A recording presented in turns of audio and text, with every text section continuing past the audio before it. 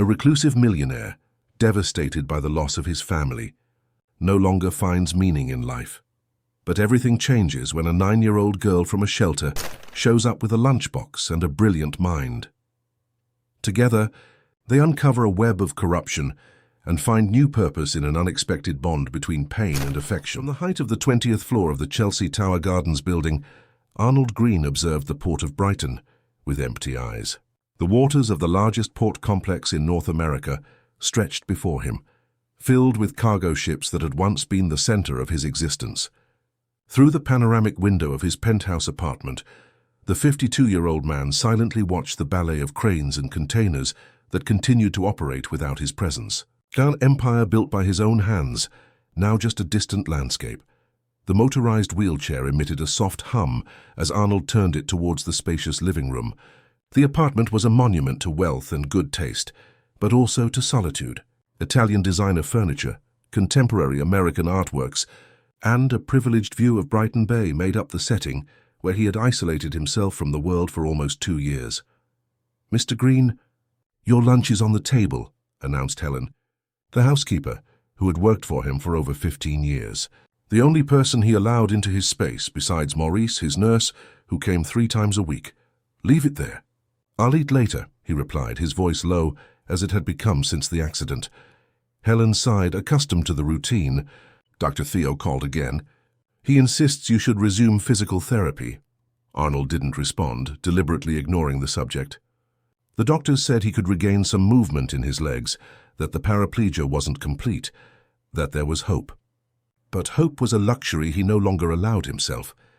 Not since that rainy night, when the runaway truck crossed the median of the M23 motorway and collided head-on with his car. The accident that took his wife Eliza and his daughter Caroline, leaving him confined to a wheelchair and an existential void too deep to be filled. Mr. Montgomery from the Foundation also called. "He said there are important documents that need your signature," Helen continued, trying as always to rekindle some spark of interest in the outside world. The New Paths Foundation had been created by Arnold shortly after his initial recovery. In an impulse motivated by guilt and pain, he donated almost his entire fortune to build a community center in the Richmond neighborhood aimed at vulnerable children. An attempt to give meaning to having survived while his family was gone. But after the inauguration, Arnold completely withdrew from the administration, leaving it in the hands of Gabriel Montgomery, a local businessman with political connections who offered to manage the project. "Tell him to send the papers by email," he replied dryly, turning his chair back to the window, signaling the end of the conversation. The hours dragged on with the same slowness every day. Arnold occasionally read, watched documentaries on global economics without real interest, and spent long periods simply staring at the horizon. The company he had built, Greenport Logistics, had been sold for a fraction of its real value after the accident. The money that remained after the donation to the foundation was more than enough to keep him comfortable for the rest of his life, a life he had no desire to live. The intercom rang at 15 minutes past 3 that Tuesday afternoon, a fact that Arnold would later recall with mathematical precision, as it would mark the beginning of a new counting of time in his existence. "Mr. Green," Helen called, appearing at the door of his office, "there's a little girl downstairs saying she brought something for you." "A little girl?" he asked, frowning. "I'm not expecting anyone. She insists on delivering it personally, says it's from the community center." Something in Helen's expression, perhaps genuine curiosity or a veiled plea for him to react to this small deviation from routine, made Arnold hesitate before refusing. "Send her up," he finally said, surprising himself. Minutes later, the private elevator announced the arrival of a visitor. The doors opened directly into the apartment's entrance hall, revealing a girl no older than 9, with curly hair tied in a side braid, brown skin, and large, expressive eyes. She wore a simple uniform with the New Paths Foundation logo and carried a small thermal bag. "Good afternoon, Mr. Green," she said, with surprising confidence for someone so young. "My name is Isabella Smith. I brought you a packed lunch." Arnold looked at Helen, confused, but she seemed as surprised as he was. "A packed lunch?" "Yes, Isabella smiled, approaching without any hesitation. Today was black bean stew day at the foundation, and Aunt Connie always makes the best black bean stew in Brighton. You created our foundation, but you never showed up there again, so I thought maybe you'd like to taste the food that serves us every day. The simplicity and childlike logic behind that gesture left Arnold momentarily speechless. He watched the girl place the bag on the coffee table and carefully remove a still warm container. How did you know where I live? Aunt Dulcie from the administration told me. She said I shouldn't come, but I came anyway, Isabella replied with a mischievous smile. Don't you like black bean stew? Helen intervened, sensing Arnold's discomfort. I'll get cutlery and a plate.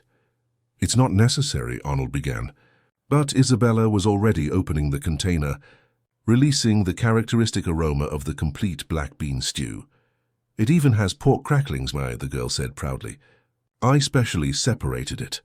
There was something in that child's enthusiasm, in the way she had invaded his hermetic space without any ceremony, that disarmed the defenses Arnold had built around himself.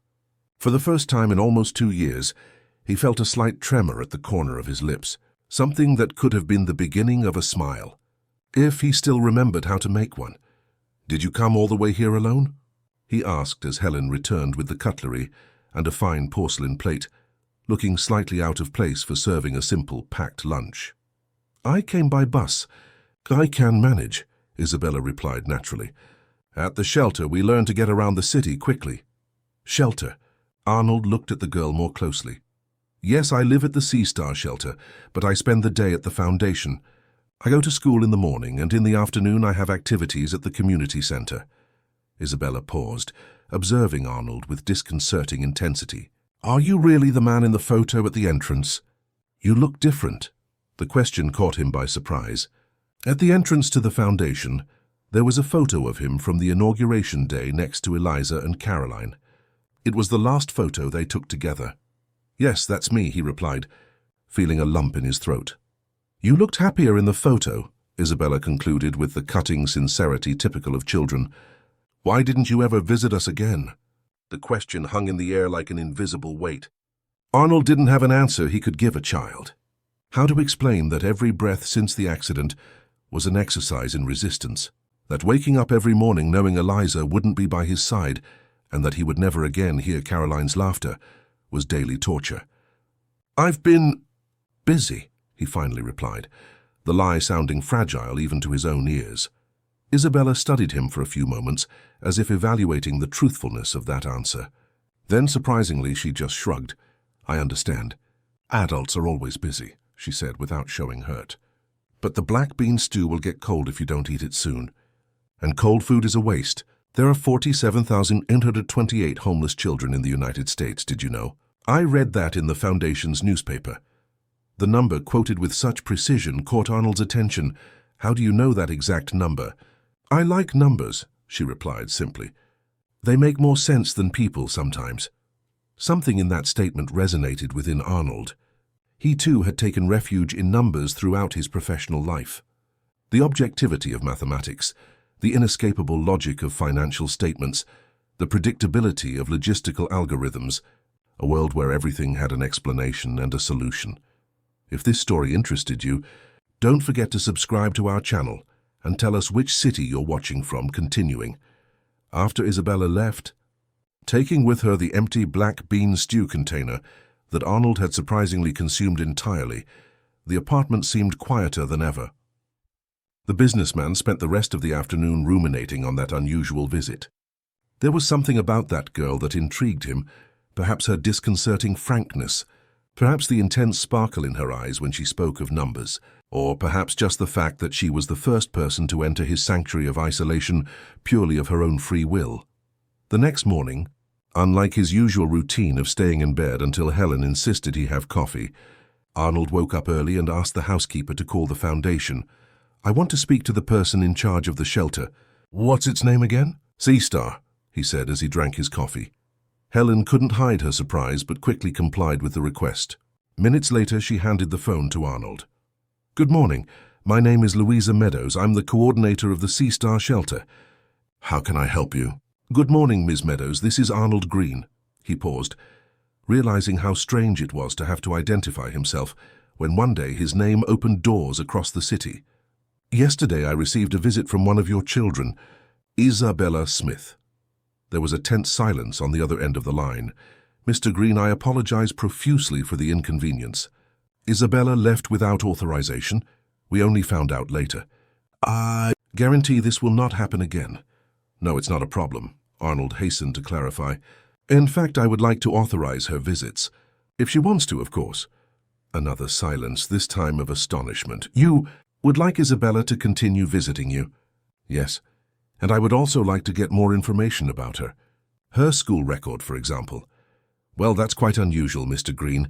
Normally, we need to follow specific protocols to share information about our children. But considering you are the founder of the institution," she hesitated, "perhaps it's best if you speak personally with our social worker, Renata Carter. She has been following Isabella's case since the girl arrived at the shelter." Arnold felt a pang of anxiety at the suggestion of an in-person meeting, but surprised himself by agreeing. "All right. Could you ask her to come to my apartment this afternoon?" That same afternoon, Renata Carter, a middle-aged woman with a serene expression and attentive eyes, sat across from Arnold in the spacious living room. Helen served coffee and discreetly withdrew, leaving them alone. "Thank you for receiving me. Mr. Green, I confess I was surprised by your interest in Isabella," Renata began, taking a folder from her bag. "As the Foundation's social service coordinator, I follow all the cases of our children, and Isabella is, well, she's special." "I noticed that," Arnold commented. "She mentioned liking numbers." Renata smiled. "That's an understatement. Isabella has an exceptional mathematical ability, something we rarely see in children her age. Unfortunately, the regular educational system cannot adequately meet her needs." She opened the folder and showed Arnold some tests and evaluations. Even with his limited knowledge of child development, he could see that the results were extraordinary. Isabella arrived at the shelter 3 years ago. Her parents died in a domestic accident, and there were no other relatives willing to take custody of her. Since then, we have tried to refer her to special programs, but resources are limited. Renata paused, carefully choosing her next words. "In fact, Mr. Green, we have been facing some challenges with the current administration of the Foundation. Many of the programs that were planned in the original project were never implemented." Arnold felt a slight unease. After creating the foundation and making the initial donation, he had practically washed his hands of any responsibility, delegating everything to Gabriel Montgomery. "What kind of challenges?" "Well, for example, the original project included a scholarship program for gifted children, specifically for cases like Isabella's. The hiring of specialized teachers was also planned. None of this was materialized. The resources seem never to be enough for these specific projects." There was a veiled accusation in those words, and Arnold could feel it. A part of him wanted to end that conversation, to return to his cocoon of isolation, where he didn't have to deal with the consequences of his actions, or lack thereof. But the image of Isabella, with her black bean stew-packed lunch and her bright eyes when talking about numbers, wouldn't leave his mind. "What does Isabella need exactly?" he finally asked. "A mentor, mainly," Renata replied without hesitation. "Someone who can challenge her intellectually, guide her. She has the potential to become a brilliant mathematician, but she is falling behind because we cannot offer the adequate stimulation." A long silence followed. Arnold contemplated the view of the port through the window, the ships coming and going, the constant movement that had once been an integral part of his life. He had been a man of action, a problem solver, someone who faced complex logistical challenges every day. "I was good at math," he said finally, more to himself than to Renata. "Engineering, statistics, logistical systems analysis. Those were my areas." Renata watched him carefully, noticing a small spark in the eyes of the man who, according to the Foundation's older employees, had once been charismatic and full of energy. "Would you be willing to be that mentor for Isabella?"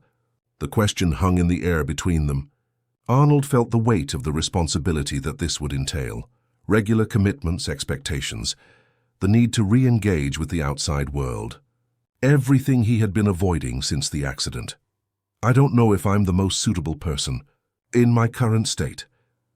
"Your physical condition would not be an impediment," Renata gently argued. Isabella needs intellectual stimulation, not physical activities.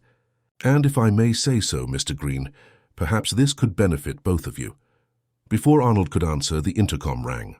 Helen answered and seconds later entered the room with an expression somewhere between amused and worried. "Mr. Green, Isabella is here again. She says she brought pudding for dessert." Renata raised her eyebrows, surprised, while Arnold let out something that, in other circumstances, could have been interpreted as a laugh. "It seems the decision has already been made for us," he commented. "Send her up." Minutes later, Isabella entered the room, carrying a small plastic container with what appeared to be a generous slice of milk pudding. Upon seeing Renata, her eyes widened slightly. "Hi, Aunt Renata," she said with a guilty smile. "I came to bring dessert for Mr. Green." "I see that," Renata replied, trying to maintain a serious expression. "I remember us talking about leaving the shelter without authorization, Isabella."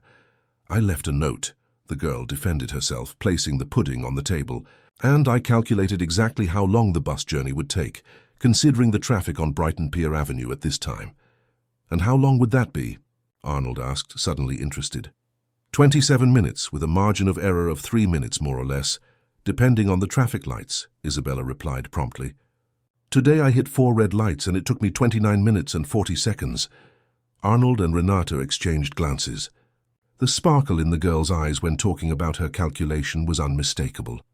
"Isabella," Arnold began, leaning slightly forward in his wheelchair, "Ms. Carter and I were talking about the possibility of you coming to visit me regularly. Not to bring food, but for us to study math together. What do you think about that?" Isabella's face instantly lit up, as if someone had turned on all the lights in a stadium. "Like private lessons? Real math, not that silly stuff they teach in school?" "Exactly," Arnold confirmed, feeling an unusual warmth in his chest. "We could start with basic algebra and see how far we can get." "I already know basic algebra," Isabella rolled her eyes impatiently. "I'm trying to understand differential calculus, but the library books don't explain it properly." Arnold couldn't suppress a genuine smile this time, the first in almost 2 years. "In that case, I think I'll have to prepare better." In the following weeks, an unlikely routine was established. 3 times a week, Isabella visited Arnold after school. They began with a review of the mathematical concepts she already mastered, which surprised Arnold with its breadth and depth. Then they moved on to new areas. He rediscovered the pleasure of teaching, something he used to do when training new engineers at his company. For these sessions, Arnold needed to reactivate his office, dust off technical books, and even acquire new teaching materials. Helen watched amazed as her employer gradually emerged from the stupor he had lived in for so long. He began to wake up earlier, eat better, and dedicate himself to choosing challenging mathematical problems to present to his young student. On one of those afternoons, while Isabella was focused on solving a particularly complex equation, Arnold received a phone call from an unknown number. "Mr. Green, this is Charles Nolan, your former financial director at Greenport Logistics." The voice of his old colleague brought a wave of memories. Charles had been more than an employee. For years he had been practically Arnold's right-hand man, someone he fully trusted. "Charles, it's been a while. How are you?" "Well, thank you. Mr. Green, I know you've been avoiding contact with former colleagues, but I need to talk about something important. It's about the New Paths Foundation." Arnold felt a tension form in his shoulders. He looked at Isabella, who remained focused on her calculations. "You can talk." "Not over the phone. Can we meet in person?" "It's really important." Arnold hesitated. Since the accident, he had avoided meetings outside his apartment. The outside world, with its pitying glances and sidewalks poorly adapted for wheelchairs, represented a set of humiliations he preferred to avoid. "Perhaps you could come to my apartment." "I prefer a more discreet location. There's a cafe on the ground floor of your building, isn't there? I can meet you there tomorrow at 10 a.m. Something in Charles's urgent tone made Arnold agree, despite his reluctance. "All right. I'll be there." As he hung up, he noticed Isabella watching him with curiosity. "Was that a friend of yours?" The Maritime Cafe, located on the ground floor of the luxurious building where Arnold lived, was an elegant establishment, frequented mainly by executives and high-net-worth residents. Arnold hadn't set foot there since the accident. When the elevator doors opened, He felt a tightness in his chest. Being seen in public in a wheelchair was still an ordeal. Maurice, his nurse, accompanied him, a discreet and efficient man who knew when to offer help and when to keep his distance. Arnold had hired the best professionals money could buy, but kept everyone at a safe emotional distance. "Do you want me to stay close, Mr. Green?" Maurice asked, as he helped position the chair near a table in the back where Charles was already waiting. "It won't be necessary. You can come back in an hour." Charles stood up upon seeing Arnold approach. For a moment there was visible awkwardness. The former subordinate clearly didn't know whether to extend a hand, hug, or simply nod. He opted for a restrained nod. "Thank you for coming, Mr. Green. It's good to see you." Arnold nodded, not quite knowing what to say. He was unaccustomed to social interactions, especially with people who knew him before the accident, when he was a completely different man. "You said it was important," he replied, preferring to get straight to the point. Charles looked around, making sure no one was nearby, and lowered his voice. "After you sold the company and stepped away from everything, I kept in touch with some old colleagues in the sector. Last week I met with Deborah Ashton, remember her? The accountant who worked in the finance department." Arnold nodded. Deborah was known for her meticulous work and unwavering honesty. "She's working at the City Hall now in the NGO and Foundation Oversight sector, and she mentioned something that worried me." Charles paused, taking a tablet from his briefcase. "She noticed some inconsistencies in the financial reports of the New Paths Foundation." "What kind of inconsistencies?" "Discrepancies between the values declared for social projects and those actually executed. For example, there's a record of purchasing 50 computers for the computer lab, but when Deborah made an inspection visit, she found only 15 machines, all of inferior quality to what was specified in the report." Arnold felt a pang of irritation. He had donated millions to that foundation, with the expectation that the money would be used to transform lives, not to be wasted or diverted. It could just be poor management, he suggested, although something told him there was more to the story. "That's what I thought initially. But there's more." Charles slid his finger across the tablet screen, showing spreadsheets and graphs. "I cross-referenced some information, using contacts I still have. The supplier companies listed in the Foundation's reports, at least 3 of them are shell companies, without real existence. And 2 others belong through strawmen to none other than Gabriel Montgomery." The name of the Foundation's administrator made Arnold straighten in his chair. Gabriel had been a political appointment, someone who promised to use his connections to facilitate partnerships and obtain additional resources for the Foundation. Arnold, immersed in his grief at the time, had paid little attention to the details of the appointment. "Are you sure about this?" "Absolutely. And there's more. The Foundation received approximately $12 million in public funds over the past 18 months through parliamentary amendments and agreements with the City Hall. Money that should complement your initial donation, but which seems to be reallocated." Arnold felt a bitter taste in his mouth. The Foundation had been created in memory of Eliza and Caroline, a way to turn his personal tragedy into something positive for the community. The idea that someone was using this project for personal enrichment was revolting. "Why are you telling me this now, Charles?" The former financial director took a deep breath. "Because Deborah told me there will be a full audit in the coming weeks, and if these irregularities are officially confirmed, your name will be involved, whether you like it or not. The Foundation bears the Green surname, after all." The waitress approached to take their orders. Arnold only asked for coffee, feeling his stomach too churned for anything more substantial. "What do you suggest I do?" "Take back control of the Foundation. You are still the chairman of the board, technically speaking. You only stepped away from daily activities, but you never formally resigned from the position. You can call an extraordinary board meeting and demand an internal audit before the external one happens." Arnold watched the movement in the cafe, hurried executives coming and going, life continuing at its relentless pace, while he had spent almost 2 years in a kind of limbo.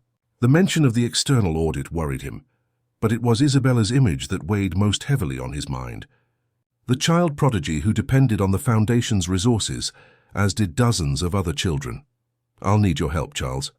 And Deborah's too, if she's willing. We are at your disposal, sir. The old team always had a lot of respect for you." Upon returning to the apartment, Arnold found Helen organizing some advanced math books he had ordered for the sessions with Isabella. "How was the meeting?" she asked, with the familiarity of someone who had accompanied his life for so many years. "Revealing," Arnold replied, driving his chair to his office. "Helen, please contact my lawyer, Mr. Paul Mason. Tell him I need to see him urgently. And then call the foundation. I want to speak with the executive director, Marcia Graham." Helen couldn't hide her surprise at seeing him again assume a tone of command, something that hadn't happened since the golden days of Greenport Logistics. Immediately, "Sir?" While waiting for the calls, Arnold opened his long unused notebook. He accessed the Foundation's original documents, stored in the cloud. He carefully read the bylaws, the terms of the donation, the board's attributions. As Charles had said, he still held considerable power should he choose to exercise it. The phone rang a few hours later. It was Marcia Graham, the Foundation's executive director. "Mr. Green, what a surprise to receive your call." Her voice sounded tense, almost apprehensive.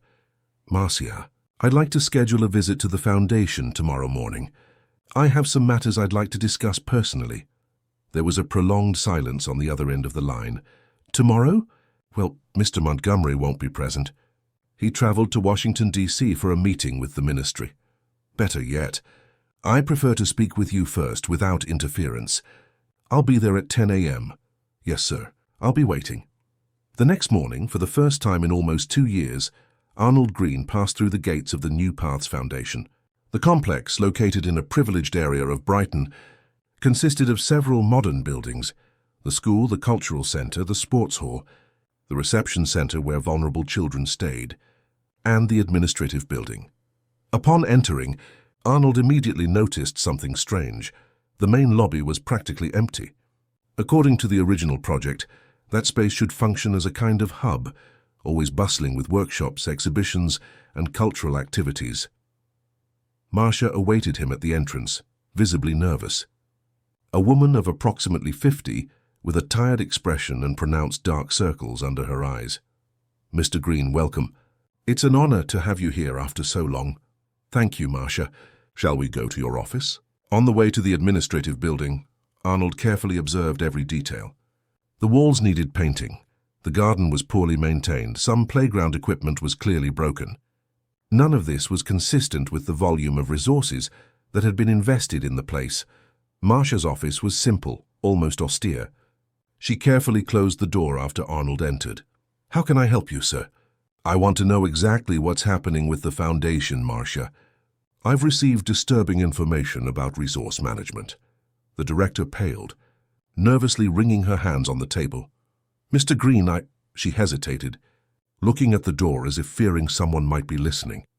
"I don't know where to start." "From the beginning would be good," Arnold replied, keeping his voice calm but firm. "When did things start to get out of control?" Marcia took a deep breath, like someone finally gathering courage for something she had been postponing for a long time. "Soon after you stepped away.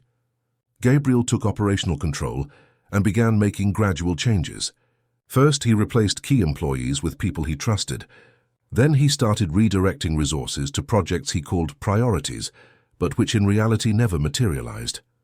Like the computers for the computer lab? Marcia stared at him, surprised he knew that specific detail. "Yes, on paper we bought 50 state-of-the-art machines. In reality, they were 15 used computers.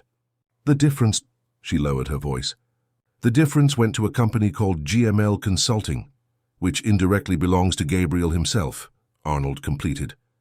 Marcia nodded, seeming relieved not to have to be the first to say it out loud. "Why did you never report this, Marcia?" The woman looked at a photograph on her desk, her next to 2 smiling children. "My children. Gabriel made it very clear that if I said anything, I would not only lose my job, but also be prevented from working in any social institution in Brighton. He has strong political connections, Mr. Green, and I am a single mother. I need this job." Arnold felt a mixture of compassion and indignation. How many other people were in a similar situation, coerced into participating in or at least tolerating a scheme that harmed precisely those who should be benefiting? And what about the children? Are they receiving adequate care? "We do our best with what little is left," Marcia replied with a hint of professional pride. "The team that works directly with the children is dedicated. but we are always short on resources. The program for gifted children, for example, never got off the ground, despite having cases like Isabella's. Upon hearing the girl's name, Arnold felt something awaken within him, a determination he thought he had lost along with his family on that rainy night. Isabella has been visiting me. We're working together on advanced mathematics. Marcia's eyes lit up. I know. She talks about nothing else. It's the first time in years I've seen her truly excited about something. Marcia, I'll be direct. I need your help to expose what's happening here. I know it's risky for you, but I can guarantee legal and financial protection. The director hesitated, fear clearly visible in her eyes. Gabriel has many powerful allies. Mr. Green, politicians, judges, businessmen. It won't be an easy fight. I've never shied away from a difficult fight, Arnold replied, feeling a renewed energy, a purpose he hadn't experienced in a long time. And I have resources and contacts too, more than Gabriel imagines. At that moment they were interrupted by a knock on the door. An employee entered, visibly agitated. Excuse the interruption, Marcia, but something unusual has happened. A couple appeared, claiming to be relatives of one of the children at the shelter. They have court documents and everything. Which child? Marcia asked, frowning. Isabella Smith. They say they are her aunt and uncle and have a court order granting temporary custody. Arnold felt his blood run cold. That's impossible, he intervened. According to the social worker, Isabella has no living relatives. The employee looked at him, confused. Well, they have documents that seem legitimate. Judge Claudia Montgomery signed the order. Montgomery? Arnold exchanged a significant look with Marcia. Any relation to our Gabriel? Wife, Marcia replied softly. We need to act fast, Mr. Green. If these documents were fraudulently obtained, Arnold was already turning his chair towards the door. Where are they now? In the reception area of the Sea Star shelter, attached to the New Paths Foundation, a well-dressed man and woman were talking to Renata Carter. The social worker maintained a neutral expression, but her eyes revealed concern. As I was explaining, she was saying, we need to carefully verify the documentation. It's standard procedure in all cases of custody transfer. The man, wearing an impeccable suit and expensive glasses, smiled with a cordiality that didn't reach his eyes. We understand perfectly, Ms. Carter, but the court order is clear. My wife and I are Isabella's closest relatives, and the court recognized our right to custody. He adjusted his tie knot, a gesture that conveyed impatience. We came from London especially to pick her up. We have a new home waiting for her, a private school already chosen. The woman beside him, wearing an elegant outfit and discreet jewelry, nodded emphatically. Isabella is our flesh and blood. We deeply regret not having been able to assume responsibility sooner, but now we are in a position to offer her everything she deserves. Renata looked at the documents in her hands, buying time. Something didn't fit in that story. In 3 years working on Isabella's case, there had never been any mention of living aunts or uncles, much less interested in her custody. It was at that moment that Arnold entered the reception, accompanied by Marcia. His arrival in a wheelchair, clearly the founder of the institution everyone knew from photographs, caused a momentary pause in the conversation. Mr. Green, Renata greeted him, a slight expression of relief on her face. These are Mr. Richard and Mrs. Teresa Meadows. They are here claiming to be Isabella's aunt and uncle and have presented a court order to obtain her custody. Arnold studied the couple intently. The man displayed excessive confidence, while the woman seemed slightly uncomfortable, avoiding direct eye contact. It's a pleasure to meet you, Mr. Green, Richard said, extending his hand. Your reputation precedes you. The work you do here is admirable. Arnold deliberately ignored the extended hand. It's interesting that you've never appeared before. Isabella has been at the shelter for 3 years. Richard's smile faltered for an instant, but he quickly recomposed himself. A regrettable situation indeed. We were living abroad, Australia to be more specific. My executive work required total dedication. When we learned of our niece's situation, we immediately initiated proceedings to obtain her custody. But international bureaucracy is complicated. Australia. Arnold raised an eyebrow, curious. Isabella never mentioned having an aunt and uncle in Australia. She was very young when we left the United States, Teresa intervened, her voice soft, almost rehearsed. She probably doesn't remember us. Renata took the cue to ask the crucial question. Our records show that Isabella's parents had no living siblings. Whose sibling would you be exactly? Richard hesitated for a fraction of a second. Ferdinand Smith, Isabella's father. We were half-siblings, actually. Same father, different mothers. I see, Arnold said, exchanging a meaningful look with Renata. And how did you know Isabella was here, specifically? We hired a private investigator when we returned to the United States, Richard replied promptly. Now, if you don't mind, we'd like to see our niece. The journey was long and we still need to return to London today. Arnold turned his chair, positioning himself strategically between the couple and the corridor leading to the dormitories. Unfortunately, Isabella is not here at the moment. She is at school, and before you can see her, we need to thoroughly verify this documentation. I'm sure you understand our concern for her well-being. Richard narrowed his eyes, his mask of cordiality beginning to crack. The court order is sufficient. Mr. Green, we don't need your approval. Actually, you do, a new voice intervened. A middle-aged man carrying a leather briefcase entered the reception. Dr. Paul Mason, lawyer for the New Paths Foundation. And I strongly advise you not to attempt to remove the minor from these premises until we can verify the authenticity of these documents. Arnold felt immense relief at seeing his long-time lawyer. Helen had managed to contact him in time, and Paul, always efficient, had arrived with the necessary speed. Richard looked from Paul to Arnold, his face hardening. This is absurd. We have a court order. And we have a duty to protect our children, Paul replied calmly, extending his hand. If you'll allow me to examine this order? With visible reluctance, Richard handed over the documents. Paul examined them carefully, page by page. Interesting, he murmured finally. This order was issued only 2 days ago, on an emergency basis, without a hearing with shelter representatives, and signed by Judge Claudia Montgomery. He looked directly at Richard.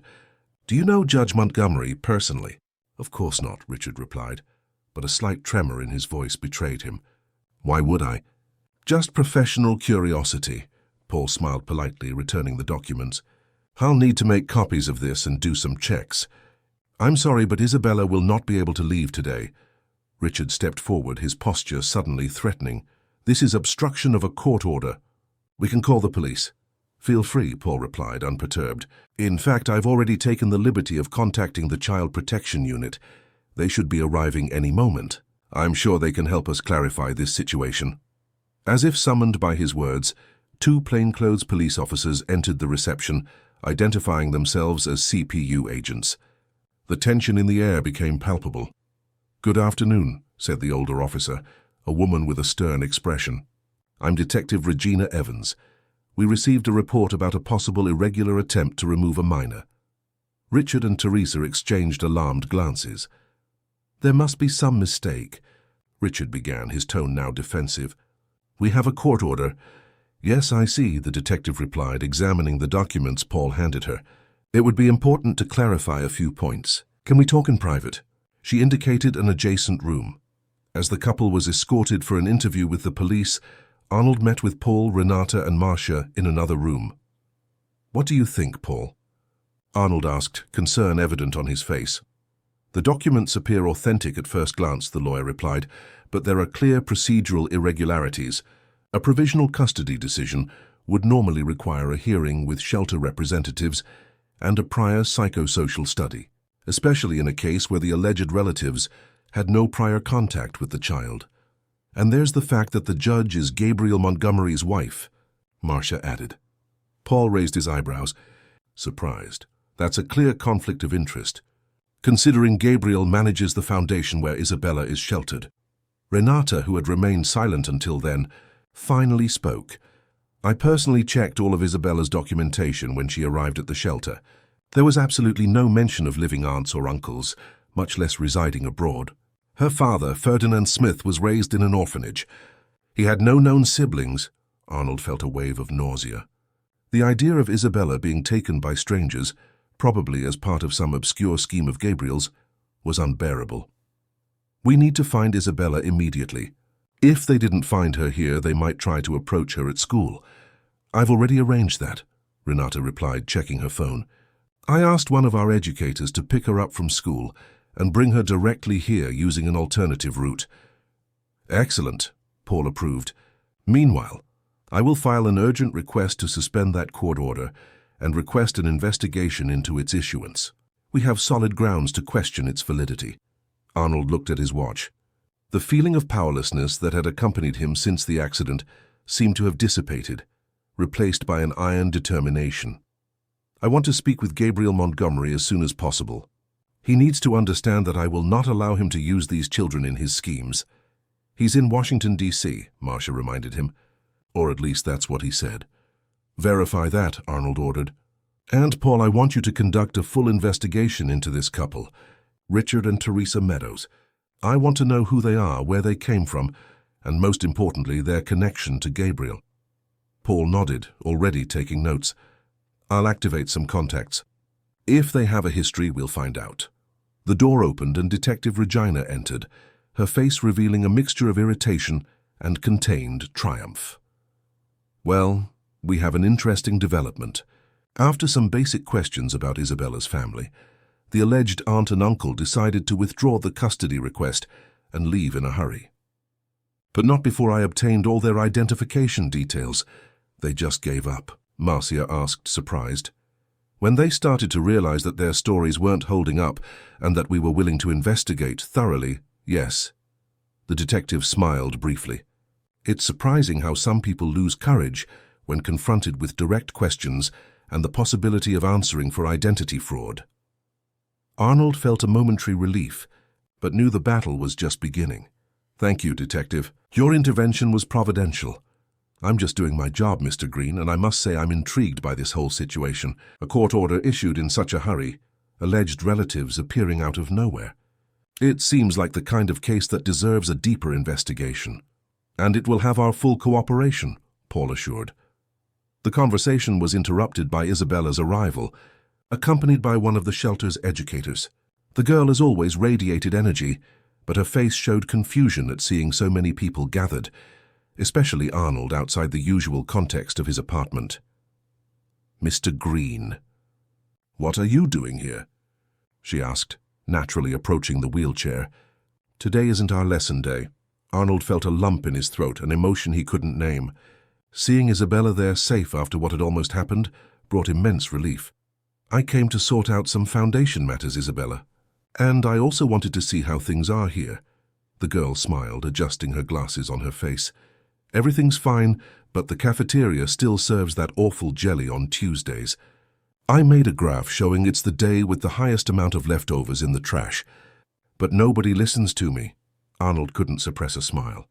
Despite the tension of the moment, perhaps we can change that now. I have some ideas to improve things around here. Isabella's eyes sparkled with genuine interest. Really? You're going to start coming more often? Yes, he replied, with a certainty he hadn't felt in a long time. I'm going to be much more present from now on. As Isabella was taken by Renata for her usual activities, protected and oblivious to the events that almost snatched her from her home, Arnold felt a resolution growing within him.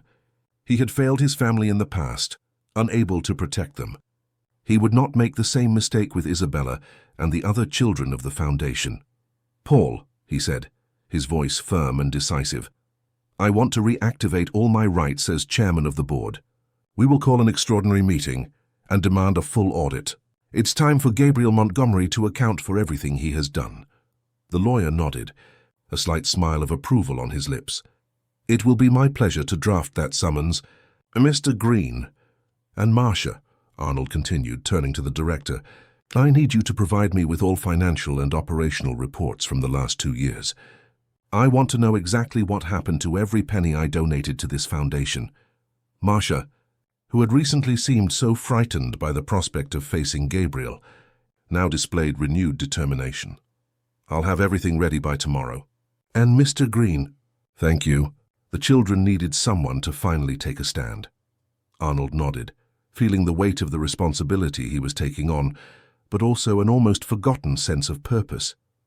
For the first time since the accident, he wasn't just existing, but truly living. I'm not doing this just for the children, he admitted, more to himself than to the others. I'm also doing it for me. News of the attempt to remove Isabella from the shelter spread quickly among the staff of the New Paths Foundation.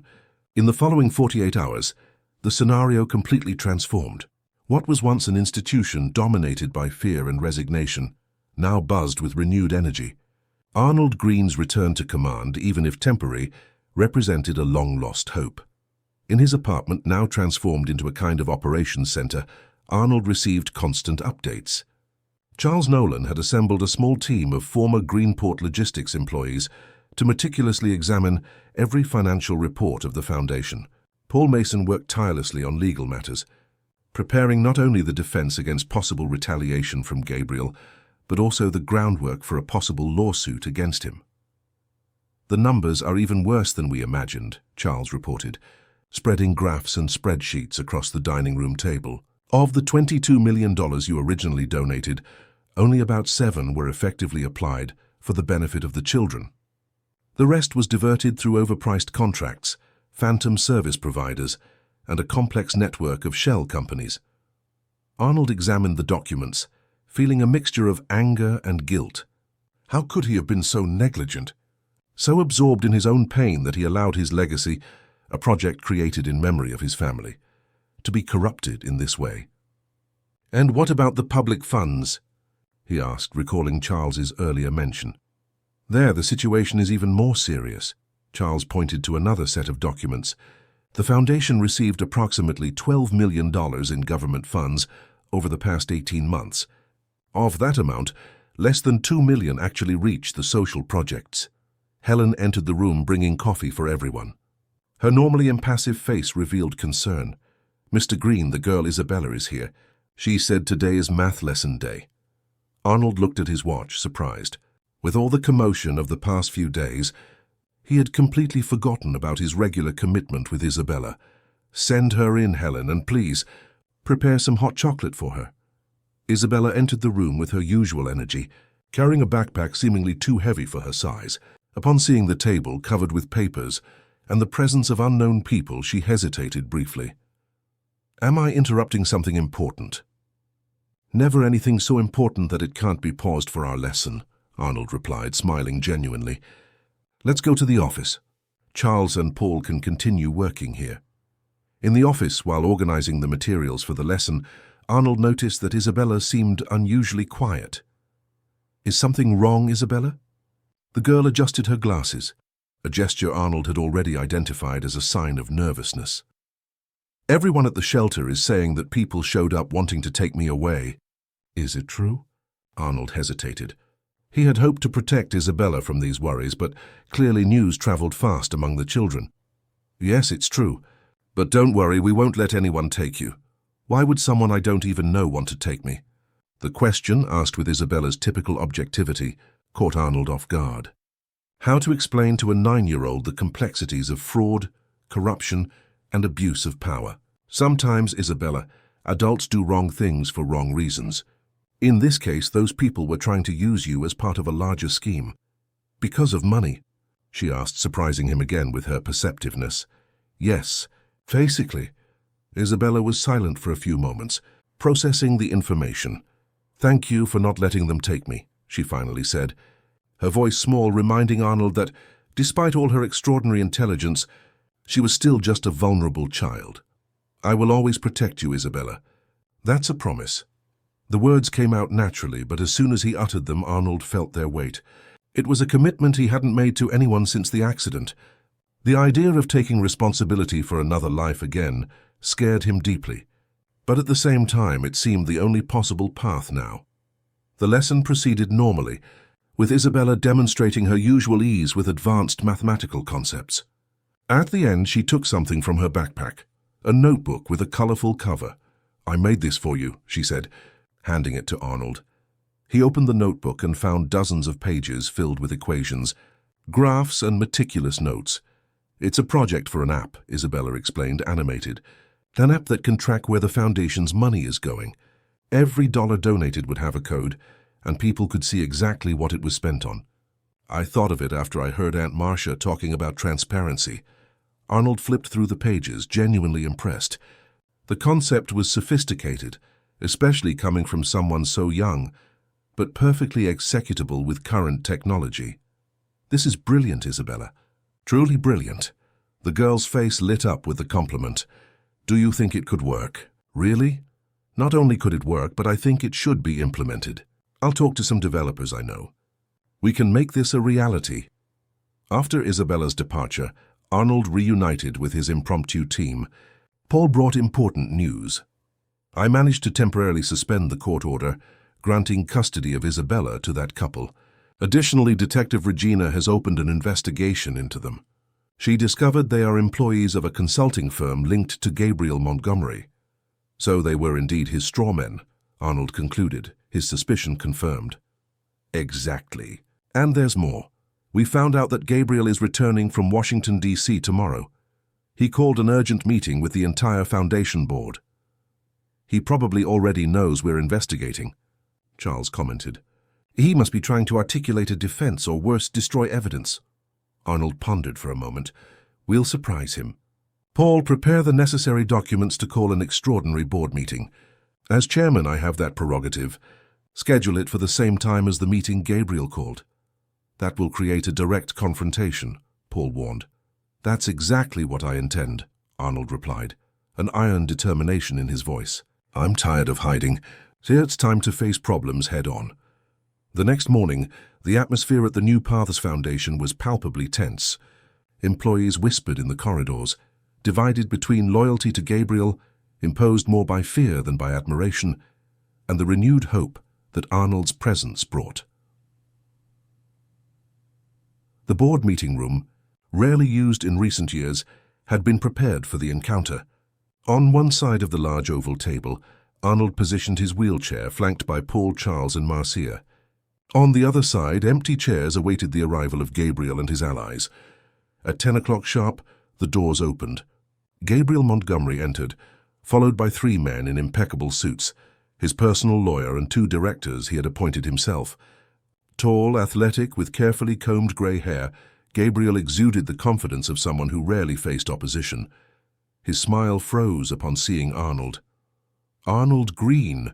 What a pleasant surprise, he said, quickly recovering.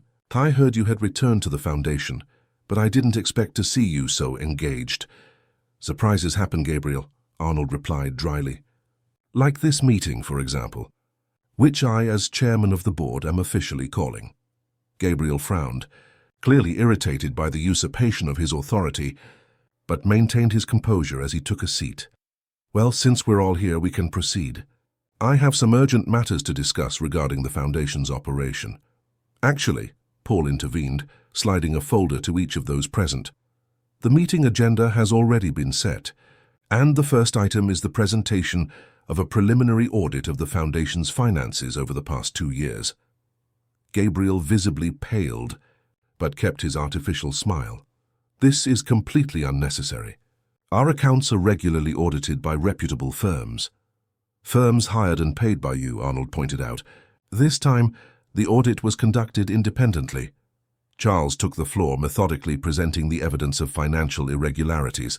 As the numbers were exposed, Gabriel's face alternated between contained anger and evident discomfort. This is absurd, he finally interrupted, banging on the table. These allegations are unfounded and potentially defamatory.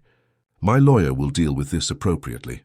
Your lawyer will have a lot of work ahead of him, Paul replied calmly, especially when he learns that we have already forwarded all this documentation to the public prosecutor's office, and that the Federal Bureau of Investigation has been informed about the diversion of federal public funds. Gabriel stood up abruptly, his face now red with fury. You have no idea who you're dealing with. Green, I thought after that accident you would have learned to stay in the background, lamenting your losses instead of interfering in matters that are no longer your concern. The mention of the accident hit Arnold like a physical blow, but he showed no emotion. This foundation always has been and always will be my concern, Gabriel. It was created with my money, in memory of my family, and I will ensure it returns to fulfilling its original purpose. Gabriel smiled, a cold smile that didn't reach his eyes. Your family? Interesting you mention that. You know, I always wondered how such an experienced driver could lose control on such a simple curve on the M23. The investigations were closed too quickly, in my opinion. Arnold's blood ran cold. The insinuation was clear and monstrous. "Be careful what you're suggesting, Montgomery," Paul warned, his voice filled with indignation. Gabriel shrugged, still smiling. "Just an observation. By the way, I heard you've been getting quite close to a certain girl from the shelter. Isabella, isn't it? A brilliant child from what they say. It would be a shame if something happened to her too." Before anyone could react, the meeting room door opened. Detective Regina Evans entered, accompanied by 2 uniformed police officers. "Gabriel Montgomery," she announced, her voice professional and firm.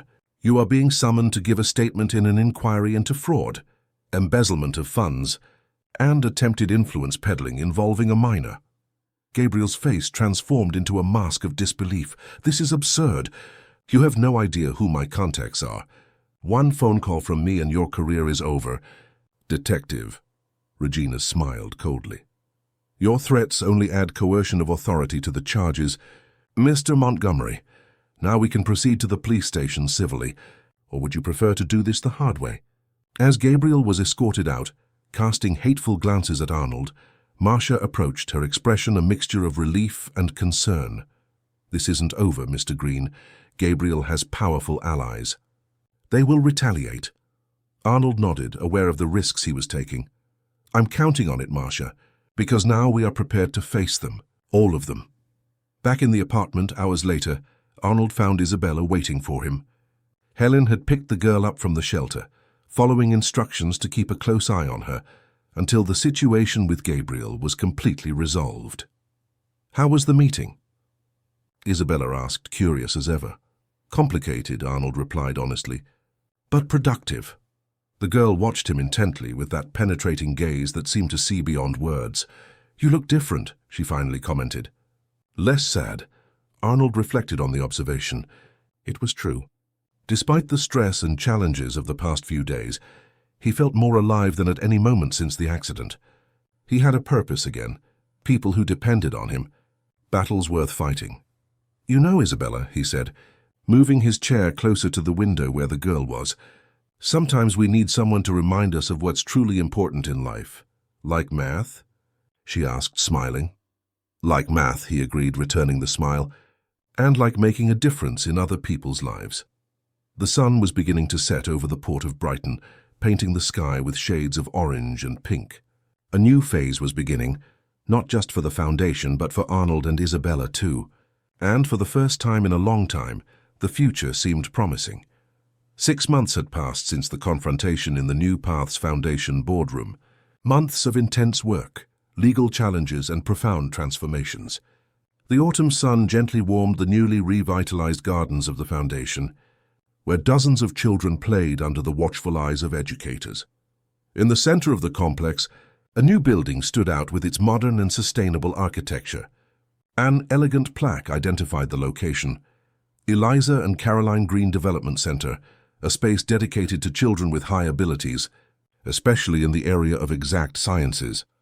At the main entrance of the Foundation, staff and guests gathered for the inauguration ceremony. Among them, Arnold Green, no longer in his wheelchair but leaning on a cane, the result of months of intensive physical therapy that had partially restored movement to his legs. Beside him, Isabella smiled broadly, wearing a navy blue dress specially chosen for the occasion. "Nervous?" the girl asked, adjusting her new colorful framed glasses that replaced the old simple worn ones. "A little," Arnold admitted, running a hand through his now neatly trimmed hair. "It's been a long time since I last spoke in public." "You'll do great," Isabella assured with the unwavering conviction typical of children. "You just need to take a deep breath and remember why we're doing this." Arnold smiled, once again admiring the simple, direct wisdom of his young protégé. In recent months, the bond between them had strengthened daily. The adoption process, initiated shortly after Gabriel Montgomery's downfall, was progressing promisingly. Isabella already spent most of her time in Arnold's apartment, now renovated to accommodate her own room, filled with books on mathematics, astronomy, and science in general. "Mr. Green," Marcia called, approaching with a clipboard in her hands. "It's almost time. All the guests have arrived, including the mayor and representatives from the Department of Education." Arnold nodded, feeling the weight of responsibility, but also the warmth of satisfaction. at seeing his project finally taking the form it always should have had. After the scandal involving Gabriel Montgomery, who now faced multiple criminal charges, the foundation underwent a complete overhaul. Arnold reassumed the chairmanship of the board and appointed Marcia as executive director. Charles Nolan joined the team as financial director, implementing a rigorous system of control and transparency. And then there was the app, the project that began as a simple idea in Isabella's colorful notebook and had now become an innovative, transparent management tool. Any donor, large or small, could track exactly where their money was being applied, visualizing in real time the impact of their contribution. "Your app is an absolute success," Renata Carter commented, joining them. The social worker, now pedagogical coordinator of the new center, had become a constant presence in Arnold and Isabella's lives. "I've already received calls from 3 other NGOs wanting to implement the same system." "It's not my app," Arnold corrected. "It's Isabella's app. The idea was entirely hers." The girl blushed slightly at the recognition, but her eyes sparkled with pride. "We just need to add more graphs and interactive visualizations in the next version," she commented, always thinking of improvements. "And maybe a specific section to track educational projects." A small group of journalists approached, requesting a photo of Arnold and Isabella together in front of the new center. As they posed, Arnold couldn't help but think about how drastically his life had changed since that Tuesday afternoon, when a determined girl had appeared at his door with a packed lunch of black bean stew. The official ceremony began promptly at 10 a.m. A series of speeches by authorities and foundation partners preceded the main moment, Arnold Green's address. When his turn came, he gently declined the wheelchair he still occasionally used for longer distances. Leaning on his cane, he walked slowly to the podium. A respectful silence fell over the audience. Many there knew his story, the accident, the withdrawal, the triumphant return. For those who had known him before, the transformation was visible not only in his physique, but primarily in his eyes, which once again shone with purpose and life. "Good morning, everyone," he began, his voice firm and clear. 2.5 years ago, when I first inaugurated this foundation, I was in a very different place, both physically and emotionally. I had lost my wife Eliza and my daughter Caroline in a tragic accident, and I myself was beginning a difficult journey of physical recovery. He paused, looking directly at Isabella, who was watching him from the front row. At that time, the foundation represented for me a way to give meaning to tragedy, to transform pain into something positive. But honestly, I didn't have the necessary strength to closely follow this project. I withdrew, isolated myself, and that withdrawal allowed ill-intentioned people to divert the foundation from its original purpose. Some murmurs ran through the audience. The Gabriel Montgomery case had received extensive press coverage, exposing a corruption scheme that went far beyond the foundation, reaching various sectors of public administration. Today, we are here not only to inaugurate a new space, but to reaffirm the true purpose of the New Paths Foundation, to transform the lives of vulnerable children, offering not only shelter, but real opportunities for development. And for that, we need transparency, commitment, and above all, genuine love for what we do. Arnold paused again, reorganizing his thoughts.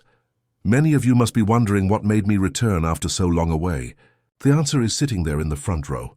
He smiled, indicating Isabella, an extraordinary girl who had the courage to knock on my door, literally, bringing not only a packed lunch of black bean stew, but also a reminder of what truly matters in life.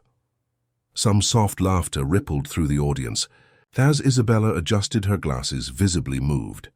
Isabella taught me that even when we lose something precious, we can still find new reasons to move forward.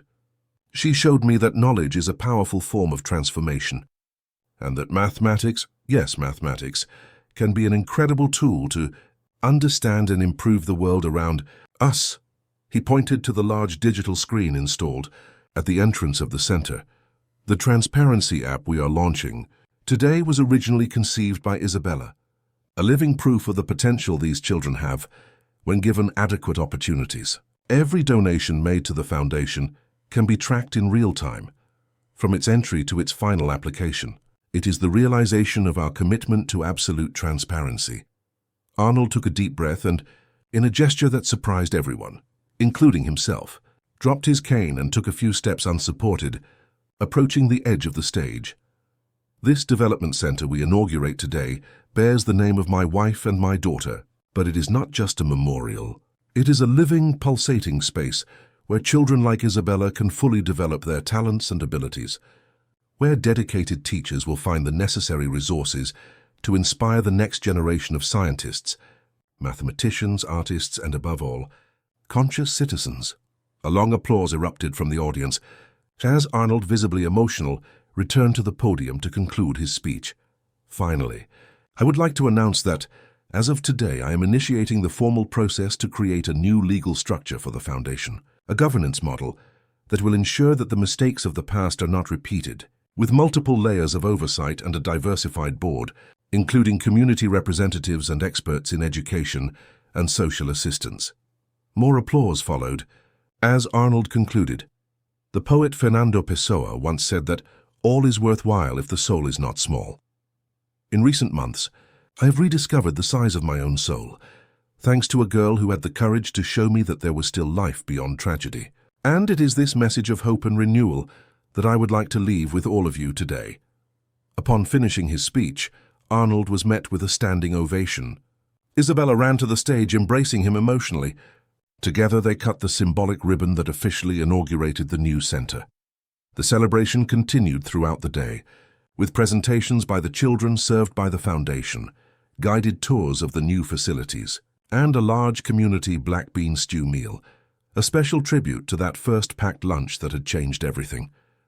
In the late afternoon, while most of the guests had already left, Arnold and Isabella walked slowly through the Foundation's gardens.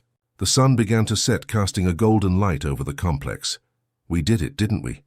Isabella asked, holding Arnold's hand. "Yes, we did," he replied, smiling. "But this is just the beginning. Did the judge say when he'll decide on the adoption?" The question came loaded with expectation. "Next week. But Paul is confident. All the reports are favorable." Isabella nodded, thoughtful. "Do you know what I liked most today?" she asked after a few moments. "What?" "Seeing you walk without your cane on stage. You hadn't told me you could do that already." Arnold smiled, surprised by his own feat. "It was the first time, actually. I think I was so focused on the moment that I didn't even realize what I was doing." Renata says that sometimes we need a purpose greater than ourselves to overcome our limits.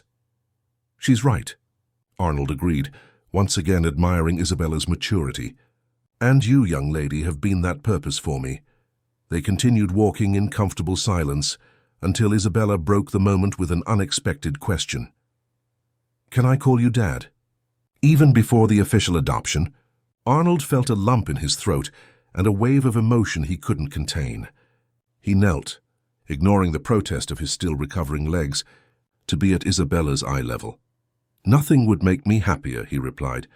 His voice choked. Isabella smiled, hugging him tightly. "Then it's decided. We're a family now." "Yes," Arnold agreed, feeling a peace he hadn't experienced in years. "We are a family." As they returned to the car that would take them back to the apartment, now truly a home, Arnold couldn't help but look at the darkening sky. Somewhere, he felt, Eliza and Caroline would be watching, perhaps even guiding the events that had brought him there. Life had given him a second chance. An opportunity for healing, renewed purpose and love. And it had all begun with a simple packed lunch of black bean stew, brought by a girl who, unknowingly, carried within her the power to transform not only mathematical formulas, but also broken hearts. The following week, as expected, the judge granted the definitive adoption. Isabella officially became Isabella Smith Green.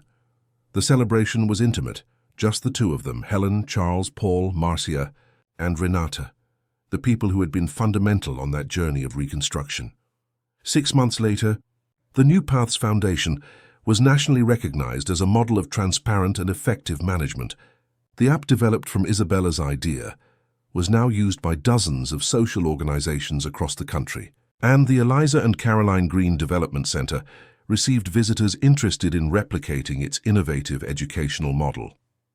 As for Arnold and Isabella, they had found in each other what both were looking for: a family, a home, a purpose, and the certainty that even in the most improbable circumstances, love can blossom and transform lives.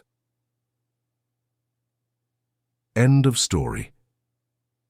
Dear listeners, we hope Arnold and Isabella's story has deeply touched your hearts.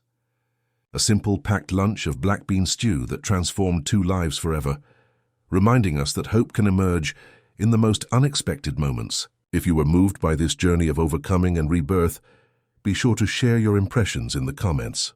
We have a special playlist with other inspiring stories waiting for you. Just click here to discover them. And of course, don't forget to subscribe to the channel and leave your like so we can continue bringing narratives that warm the soul and renew our faith in the human capacity to start anew. Until the next story,